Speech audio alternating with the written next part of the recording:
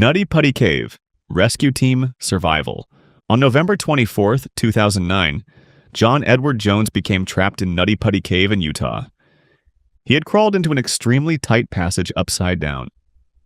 The passage was so narrow that John's body became wedged and he could not move. He was stuck head down at a 70-degree angle deep inside the cave. When his family realized he was trapped, they immediately called for rescue. Teams of experienced cave rescuers rushed to Nutty Putty Cave. A rescuer named Ryan Schertz was one of the first to reach John's location. Schertz had to crawl through impossibly tight passages to get to the trapped man. The rescue team realized they were facing one of the most difficult extractions ever attempted.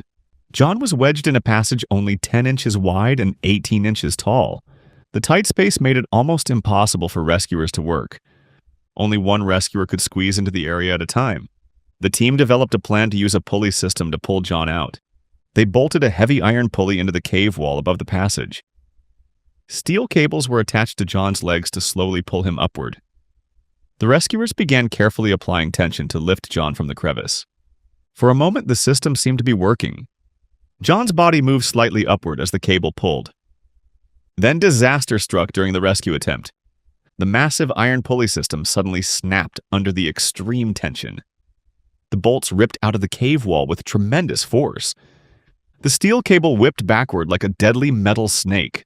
Ryan Schertz was standing directly in the line of fire. The cable slammed into Schertz's face with incredible impact.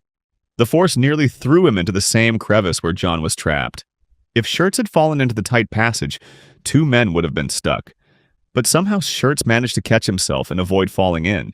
He was injured from the cable strike, but alive. The equipment failure meant John was now deeper in the crevice than before. The rescuers refused to give up and tried multiple other approaches. They worked for 27 hours straight in the claustrophobic passages.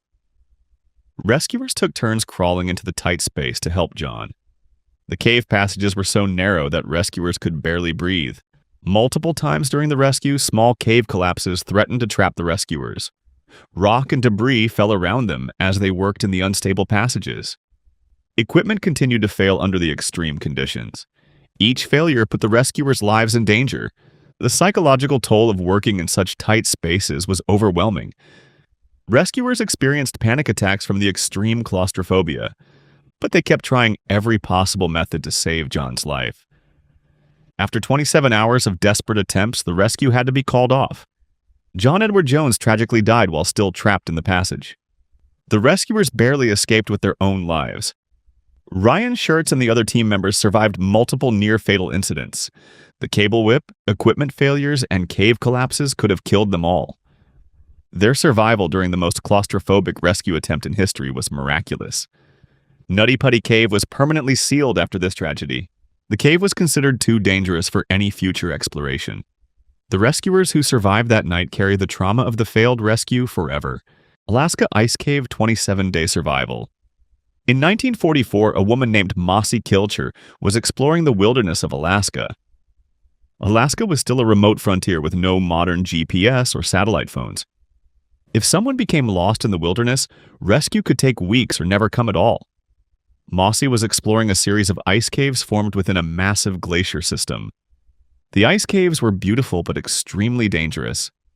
As she moved through the frozen passages, disaster struck without warning.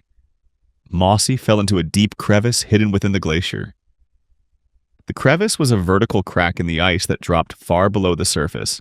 She crashed down into the narrow ice chamber at the bottom. Mossy was injured from the fall but alive. When she tried to climb out, she realized the walls were too slippery and steep. She was trapped deep inside the glacier with no way to escape. The temperature inside the ice cave was far below freezing. Mossy had no food with her and very limited supplies. The only water available was glacial meltwater dripping from the ice walls. She knew that rescue might never come to such a remote location. Search parties in 1944. Alaska had to cover massive areas on foot with primitive equipment. Most people who became lost in the Alaskan wilderness were never found. Mossy understood that her survival depended entirely on her own willpower. She made a decision to fight for her life no matter how long it took. To prevent herself from freezing to death, Mossy kept moving constantly. She paced back and forth in the narrow ice chamber to generate body heat. When she felt herself getting tired, she refused to sit down and rest. Sitting still in the sub-freezing temperature would cause hypothermia and death. Mossy also kept herself awake by singing songs at the top of her lungs. The sound of her own voice echoing off the ice walls helped her stay alert.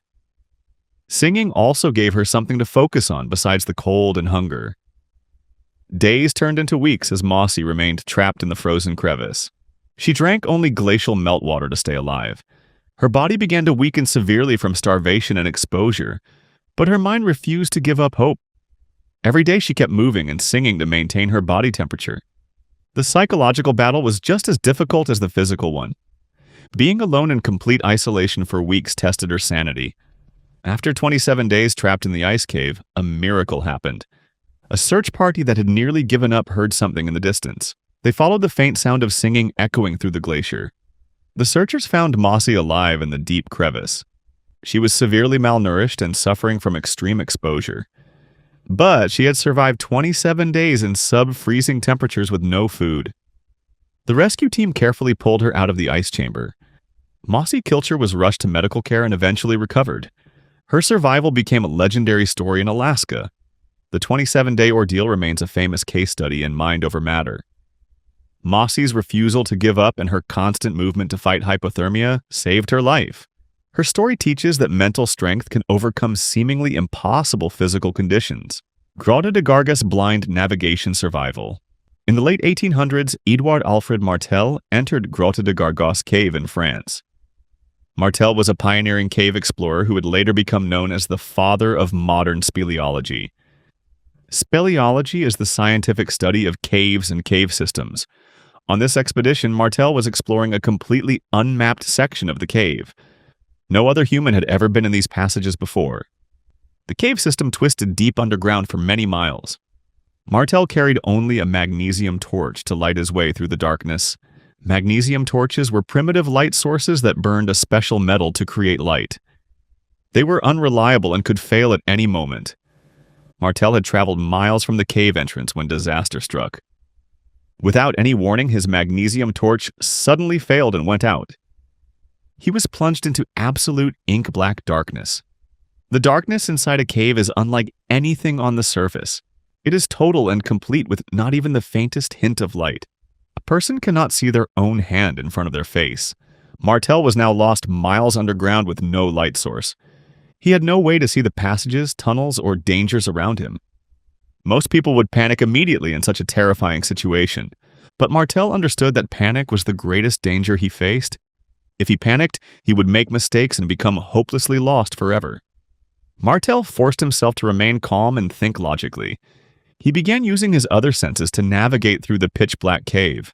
Martel felt the walls carefully with his hands to understand the shape of the passages.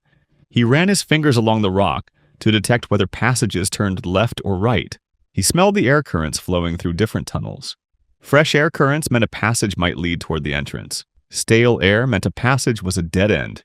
Martel also listened carefully to the sound of water dripping and flowing. Underground streams always flow downward. Following the sound of water could guide him toward an exit. For hours, and some accounts say days, Martel crawled through the darkness. He moved slowly and carefully, feeling every inch of his path. The total distance he traveled in absolute darkness was 13.5 miles. Every step required concentration and trust in his senses. One wrong turn could trap him in the cave forever. Finally, after an exhausting journey, Martel saw a faint glow ahead. It was natural light coming from the cave entrance.